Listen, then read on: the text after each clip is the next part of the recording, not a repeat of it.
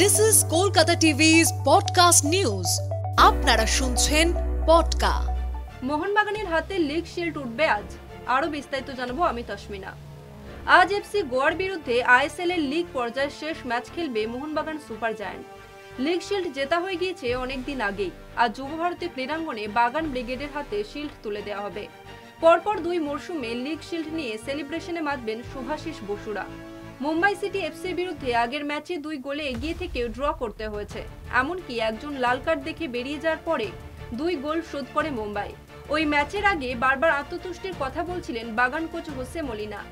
সেটাই সত্যি হয়ে দাঁড়ায়। আজ গোয়ার বিরুদ্ধেও একই রোগ দেখা দিতে পারে, তাই আগাম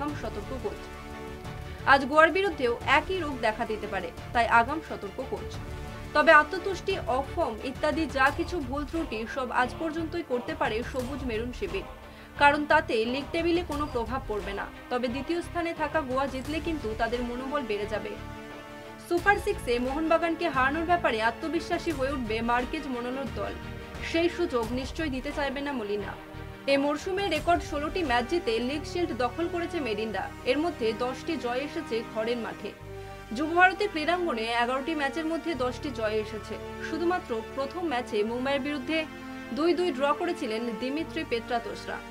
যাই হোক, আজ লিগ শিল্ড নিয়ে সেলিব্রেশন, কাল থেকে সুপার 6-এর প্রস্তুতি। কলকাতা টিভি। শুনুন পডকা রাত দিন 7 দিন।